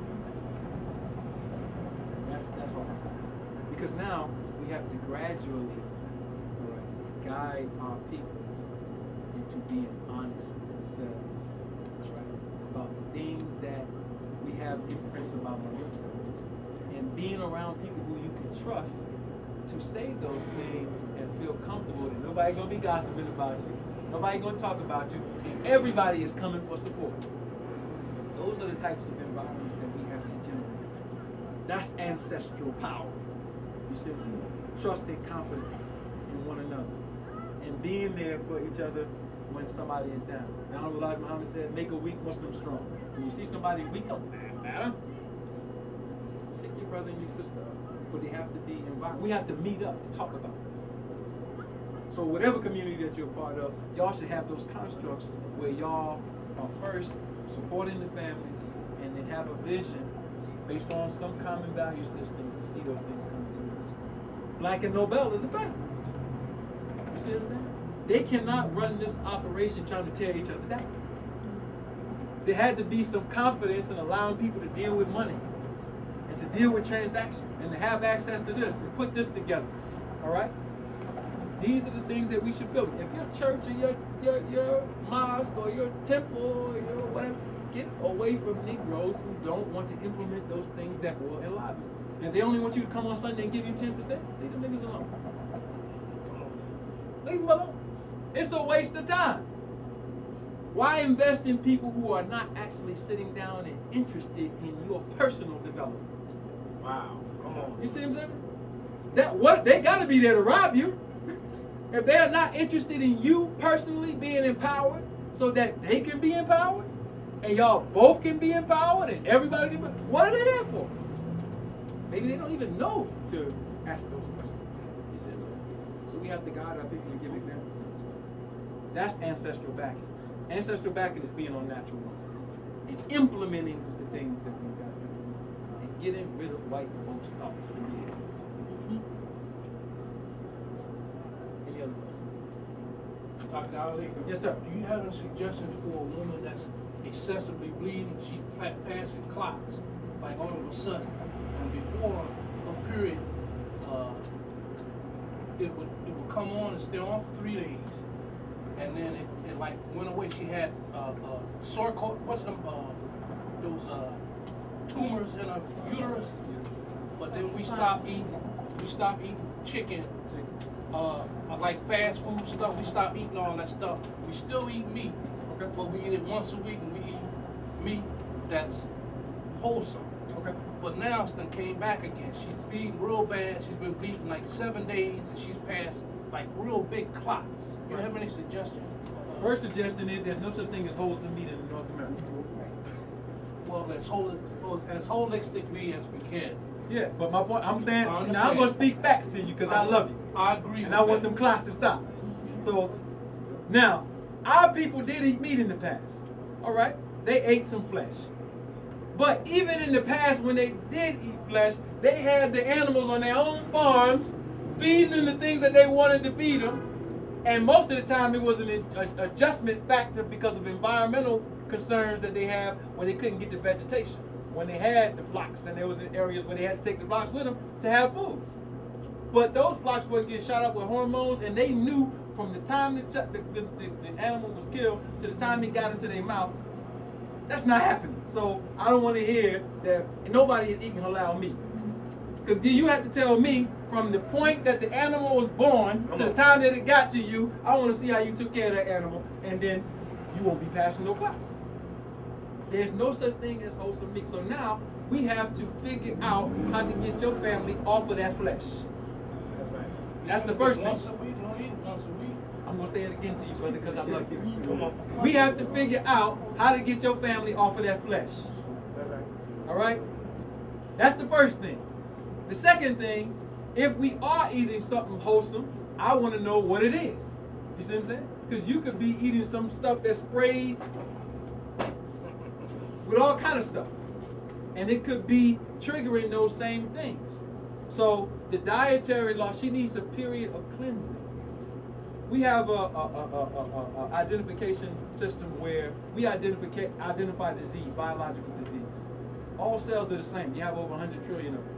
As soon as the cell loses its capacity to retain its family, all right, that's what you call a disease. We can call it different things. We can give a million names for it. But what's good for one cell is good for all of them. What's bad for one cell is bad for all of them. So now your partner has cellular invasion from toxins and bad behavioral dynamics, or weak chromosomes that have been passed down that she needs to strengthen. So if she wants to strengthen that, she can take supplements. There are herbs that she can take specifically for her wound, all right? And they're very simple. But you want to get the herbs, all right, in a vital state, all right? So if she wants to take some red raspberry leaf, that's good for her. If she wants to take some blessed thistle, that's good for her, all right? If she wants to take some basic ones like dandelion to increase the iron quality, all right, that's good for her. Yellow dot, that's good for her. All of the wild plants are good for the body. However, she's going to have to get some assistance to say, okay, if she's taking any dairy products, she would have to stop those things. We don't drink no dairy products. We drink almond milk. Okay, great. All right, so she's doing the things that, what types of stressors are on? Does she work? Is she having any stressors in her life that are causing some issues? A whole heap of them. A whole heap of them. So now we got to figure out how to reduce those. Now, stress is a biological function and becomes a biological frequency in the body. So whenever I sit down with people, I have to ask a lot of questions. You see what I'm saying? If I'm dealing with healing it. Because I can give you all the supplements that you want. But if you don't deal with those stressors and learn how to bring yourself back into peace, that's another frequency that's unattended to that can continue those particular things. All right? So the flesh, getting some living foods in the body and giving some basic supplementation is going to help. Some of those herbs that I mentioned.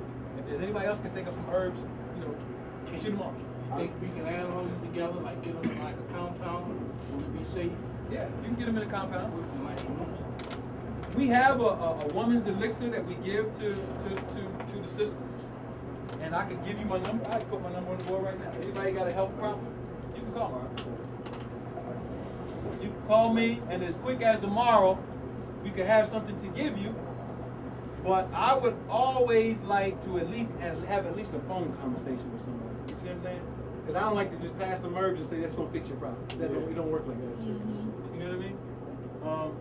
At least a conversation. That's my number.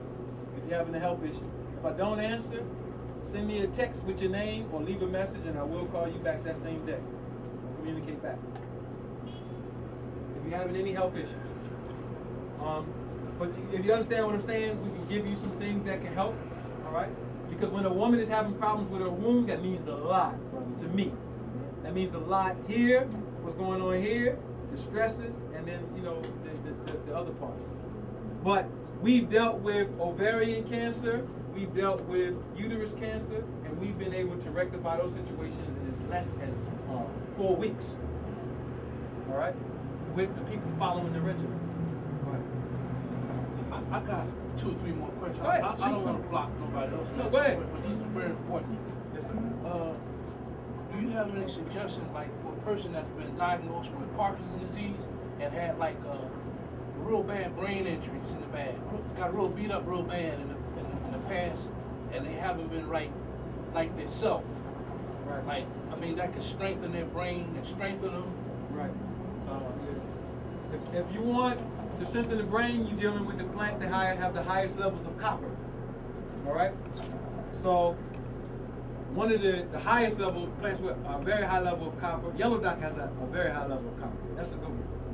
If you want an overall plant that helps you with improving mineral deficiency, you can use the Irish moss or the sea moss. If you get this book, let's see what page it's on. Because we have herbs for each part or each system. So I give you an example of what you can use this book for. We'll make sure that we bring hot some of these, because this is the newest book that we just brought out. Okay. We'll make sure we bring hot What's some it called? of these. It's called Aboriginal Diet of the Gods. Matter of fact, this week I'm gonna come up here so I can bring some of these. But I want to show you in the book, so when you come up and get it, you come back and get it. You can go to page. All right, you can come to page 23, and it gives you all the herbs for issues with the brain. All right, let me read some of them. All right. Sea moss, bladder wrack, kelp, sarsaparilla, a stinging nettle, blue cohosh, bilberry, valerian, catnip, yellow dot, chickweed, and what's the other one? Chickweed is really good because it's one of the rare plants that have large amounts of gold in it. It's a common plant. Most people don't even know it's an herb. It grows around here wild. You can get it from a herb store. Chickweed is very good for the brain. Coriander. There's a whole bunch of them here. I'm gonna get the book. Yeah.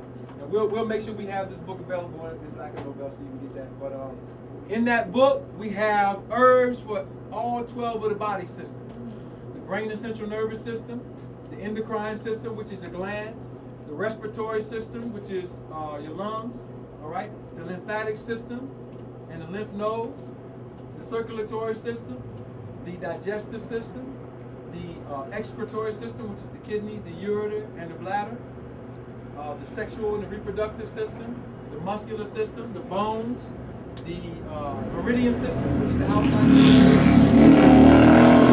even the skin, things that are good for your skin. So we cover all of the 12 systems, and these are things that we've helped people who had prostate cancer, all kinds of diseases. We had one child that had a spinal issue that they told the child that the child was going to die in 3 months. Me and Dr. Ramanu Ahmed put the child on a specific CMOS diet for 4 weeks. The child was 6 months old. It was like either the child gonna grow up retarded or they're gonna die within a few months. That child was home with his mother. Sister Kemper Sirkat, which is one of our naturopaths in New York, brought us the child saying, "Can you do anything with this?" All right, so I mean, we've been doing this for so long. It's simple. Healing the body is simple. It's based on discipline, implementing what's going on, and then getting the result. Once you start getting the results of enlivening your body, you're not going to want to go back to the trash. You're going to stay away from it. Go ahead, you got another question. Dr. Africa, could you explain to me the difference between, I had a preconception of what a concubine is. I thought that it was like a secondary wife that's not official wife. That was my understanding. Could you give me your definition of a concubine? I agree with what you just said. A secondary wife that's not officially a wife. What kind of woman wants to be that? Any woman want to be a secondary wife that's not officially a wife? No woman don't want to be that. So that's a negative connotation because that means that she's secondary. See, in a real family, there's no, this whole concept, even people who practice polygyny, the first wife versus the second wife, that's competition. That's competition. See, competition is a problem. The only way we should be competing is we got our culture and we competing with other races because they competing with us. When it comes to our family structures, there should be no competition. When you start, see this, I mean, study women. Women compete for the attention of men in this society because they don't have a construct that gives them the attention and the protection that they need. So a concubine, being a secondary wife that's not official, as you said, hey, listen, if I was a woman, I wouldn't want to be that. I agree. I wouldn't want to be a girlfriend. I wouldn't want to be a mistress. I wouldn't want to be an angry black woman. And if I'm not going to be all of those things, goddamn, what system am I going to implement in America to avoid that? We're going to have to really, this is a big issue. Because we cannot solve our problems without women in the state that they're in. And it's a challenge, you know what I mean? Because we live in a world that makes a lot of money off of the demeaning of women. So to be a concubine, as you said, I would not want to be there. And I don't think any sister is. So what is a concubine? So a concubine, I'm going to take your definition. A concubine is somebody who is not an official wife. She is not given the respect and the attention that she deserves as a woman from a man or from the other women. All right? So concubines were brought about through other groups of people trying to practice our system who had no respect for women anyway. So that's wrong. It's wrong. I would think that's definitely wrong. Based on your definition and mine. I agree. on the other 2 chapters. What's it's the 4th chapter? Yep, it'll break it down. 4th chapter, Black Man's Consciousness of Philosophy. We have a whole chapter on husbandry, discussing what it is, discussing the history, the concept of it, the breakdown. This is Does it explain in that book how like a man would be able to get started on like communicating with a woman that he has and other women that he wants to have as his wife, as his wives? Does it explain like a basic fundamental? It talks about, yeah, it definitely talks about those things. And as we talked about tonight, if your woman is looking at you as a son, don't open your mouth to her about that. You I understand, and I agree. You have to have the confidence of your woman and the vision to do something with a whole family to implement that kind of system. And you need a sisterhood that can support her. And I gotta be able to support them. Yeah. What's the name of that book again? Black Man's Consciousness of Philosophy by Bilal Jafari Hill. Anytime you come here, it's here tonight, you can get it tonight. Anytime you come here, you can get it.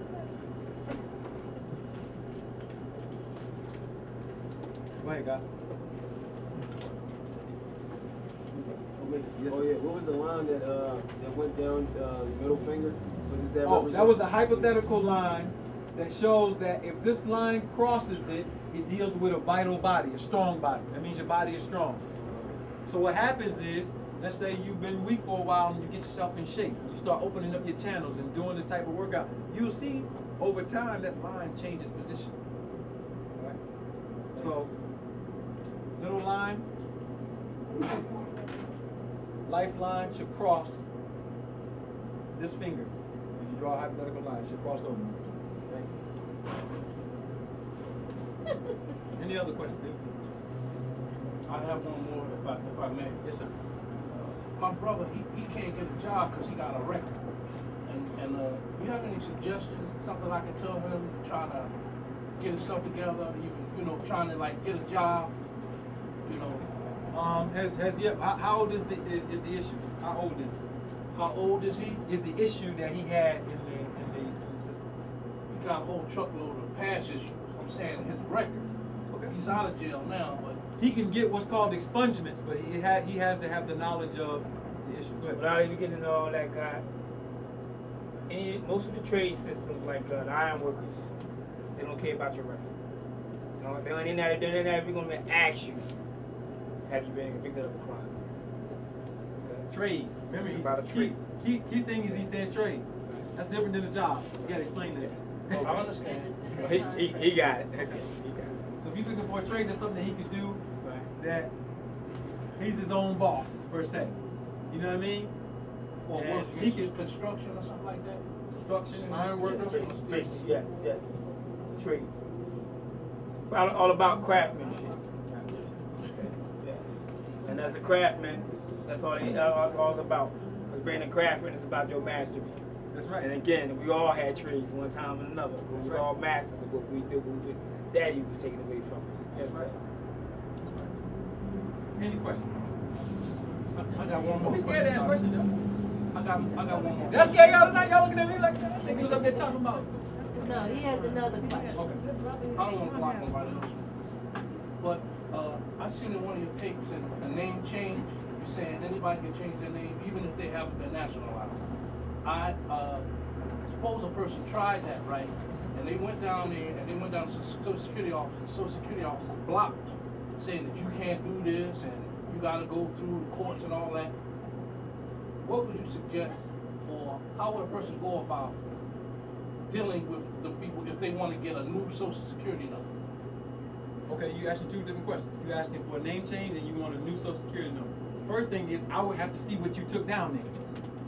Because when I made that particular lecture, I stated the specific law and an affidavit that needs to be in a format to take down there. So I don't know if you did that or if you took from the actual title in the code that's in Pennsylvania to say. I did. Okay, so you had an affidavit. So the remedy for that is, if you took it down, first you need to ask for the supervisor. And then you need to go into their program operational manual to be able to point out this is such and such. And you should ask for a rejection letter. because whenever you interface with them and they say you can't do something, they give you a rejection letter, and they usually state the purpose. With that rejection letter, you can take it and bring a suit against them for color of authority. The color of authority would have to be based on, this is what the law says, this is what they say, I want to change. That's the simplicity of the name. Have you had that problem in the past with people that? I haven't personally had that problem. In the society, we've had that problem, but how we're doing it is the maneuvers that we're taking is a little bit different than people who haven't done their nationality. So the remedy that's available to us is a little bit different. Honestly. We just kind of encourage people who want to do that to study those things and try to figure out the best way that they can do them. We do have people who are jurists who handle those kind of issues. I don't know if y'all brought some of your cards, some of y'all who are jurists, old, but y'all get some of those cards from those lawmakers. They got any legal questions? On the same topic, if you hear your name in a dream, is that a spiritual awakening? Like, not your government name, but a different name, even one that's similar to the one that your family members might call you. If you hear that in a dream, is that a spiritual awakening or? For me to answer that question, I would have to know the exact day that you had it and be able to look at your charts to see what kind of energy was surrounding you that day, what kind of ancestry. Then I could point out what it was. Other than that, I would know. That was your communication. I would not know. Go ahead, guys. The terror. You said the cosmic card. Cosmic card. Controls the fake card. No, I was saying that. What was I saying? This is your birth card. Right, birth card. You said the other section. This is the planetary lunar card. This deals with how you implement. Yep. And the fake card. You said the cosmic card has the ability to control both fake Yep. card and birth. Yep. This card right here shows you how to unlock the powers of what these represent to you. Alright? So this being the king, it definitely has the power to unlock any card. So you have, this deals with just complete self-mastery and taking on the authority to be an authority on anything that you're dealing with.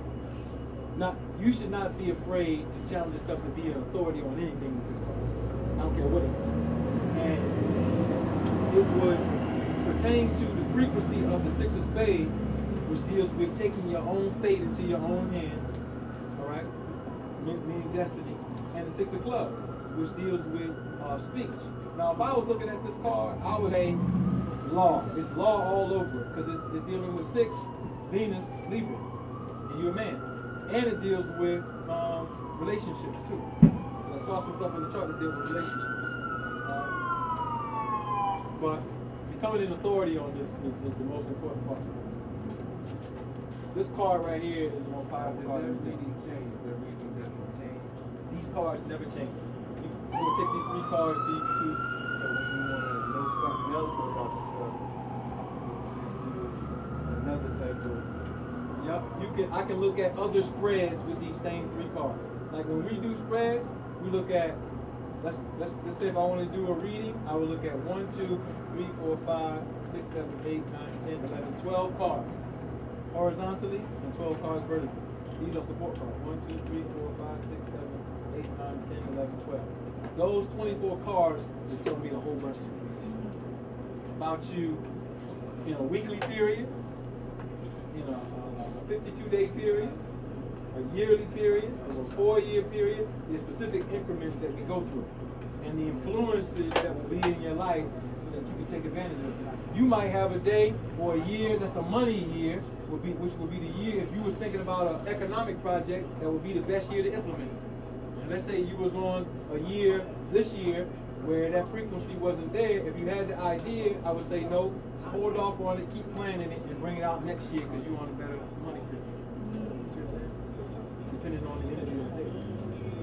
So, whatever aspect or endeavor in your life, you can add that. You can do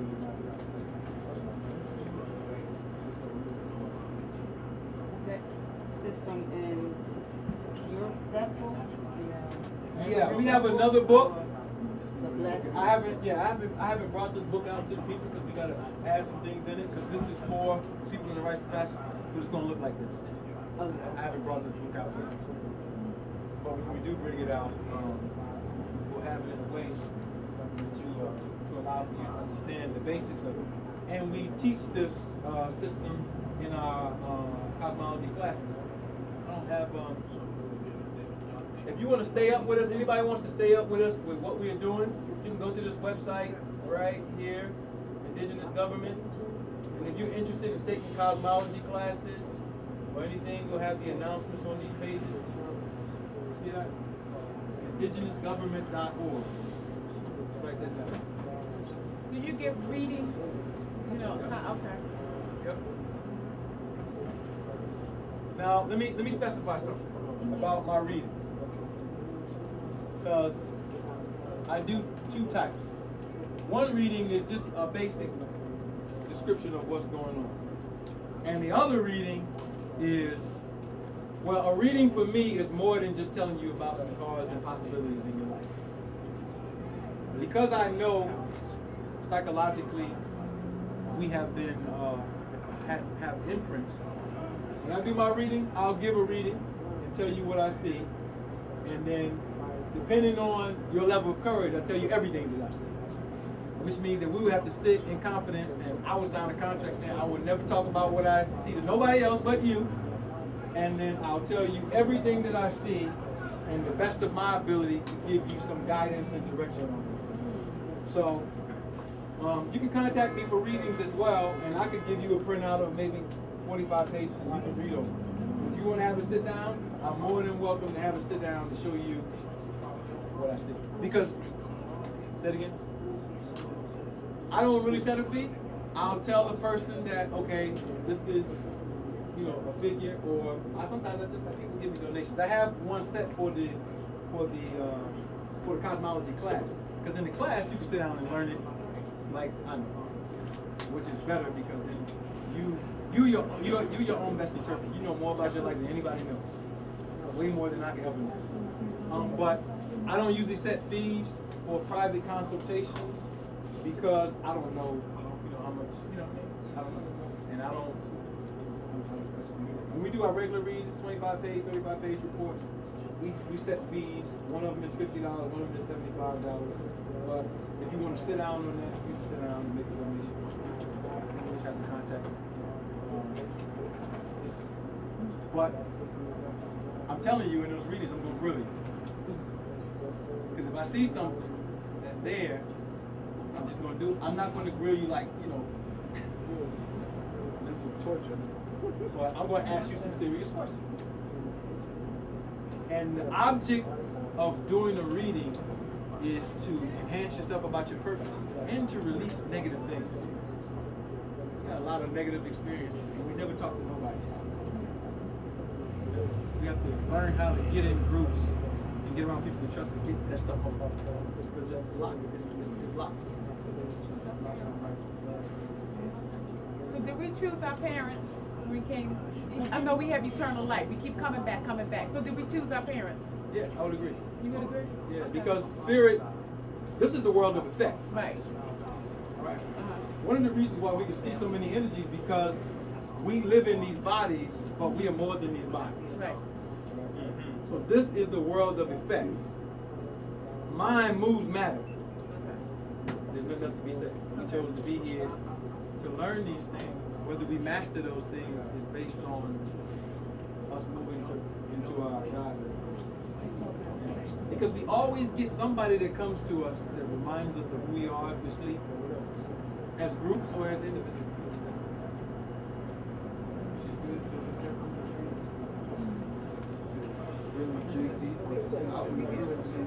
I would say so, because it's communication. Right. Yeah. That's the higher side of yourself trying to send you a message. It's encrypted. You got to decode it. Hey, listen. It depends on how much detail that you want. You know what I mean? Because some people can't handle the detail, but some people can't. Some people won't. With this system, you definitely be able to do it because there's levels to this system. There's a meditation side to the system because every time you get an ancestor is a frequency, and in your meditations, you get more out of it than readings than you can ever get. in your dreams. All right? If you can tune your mind to be on the rhythm to understand the frequency that's around, your dreams will change. You will see a little bit different. Here, you can ask your real self to show you some things. That's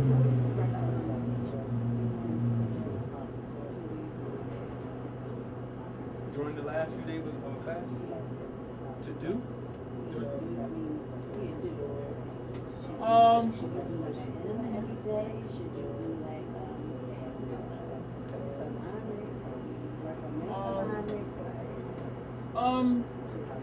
I've had colonics before. Well, the last few days of the fast, which means that you're cleaning out, I would just recommend first that the purpose of the fast be for the cleansing, so you stay hydrated. All right, so you have to keep the fluids in your body. As far as the spiritual side, if you're going to do enemas and colonics, the colon will cleanse itself if you are eating plain.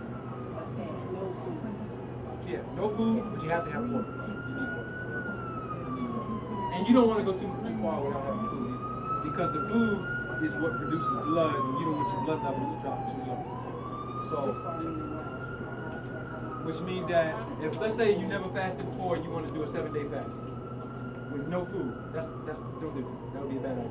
You would probably be better off starting with a 2 or a 3-day fast, and doing. I'm beyond it, so it was too far. I don't know. If you're beyond it, I don't know how far you are beyond it. If you've done a 7-day fast before, and you wanted to do longer, of course you could do longer because you've done it, and it'll be easy for you just to take water. But you would be able to listen to your body to know, all right, this is beyond just hunger. I'm starting to feel drained of energy. If the fast isn't bringing you energy anymore, then now you're peaking to a level where you're depreciating the energy. 6-7 minutes. So nothing In particular, yeah, that's the key. That is the particular. You know what I mean? Because your communication knows a lot more. So do you think we could possibly get a class here? He has a class. Class, what class? Yeah, we do a class, and we're gonna. That's why I gave you this website. It'll be posted because when we do the class, the in-person classes, I do it for the nationals and the rites of passage. We do the classes, but we also do them online, so it's a live class, online live classes, and we usually post it to this website. So if you go to services or one of the pages, it'll have a big flyer saying October. In October, we're gonna do our class. We have a 4-week class, a 10-week class, and an annual class. And all the information is on this website, all of it. If you go to service forms and click on it and look at the cosmology links, everything is there. And we'll update it with the dates. We usually announce the class a month before it starts. But I think what she wanted to know was, when are you coming back to Blackandnobel? Oh, whenever, hey, listen, I'm available. I live down the street. So, I live in Philly. Hey, whenever we set another lecture, I'll be here. There's nothing more important to me than to teach my people something of value and let them get anything out of me that I can give to them so that they can leave with something and we can link up and figure out how to improve each other's situation.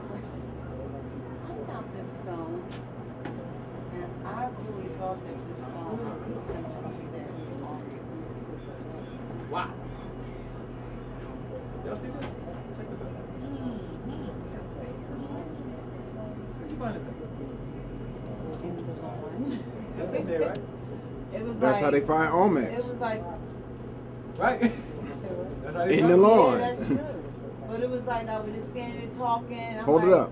And I looked, and it just was like telling me to just look at it, and like I'm here, and Wow. and I'm like, wait a minute, it looks like at first it looked like a Buddha when I was looking at it. And I'm like, wait a minute, but and I just said, I asked my neighbor because she was right next to me, and I said, look at it. And she was getting all eerie. She said, oh, I don't know. I said, oh, can I have it? And she said, yeah, I can sleep it. That'll be a communication for you. Take it, put it in your hand, sleep with it. Well, I haven't done that yet. Hey, listen, that's the best way if you get some type of object or something. And then you might manifest in your Earth stores dreams. all memory. Yeah. That could be something for you to receive something. And the best way to get it is the best meditation that we get is sleep.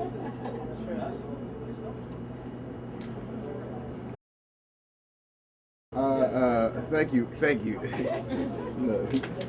We are done, brothers. It's 11 o'clock. It's 11 o'clock. Thank you for taking your time out. Come hear us. And stay in contact with us on the website. We got our numbers here. We love you. Travel safely to your destination, brothers and sisters. One nationality, one aim, one destiny. We love y'all all.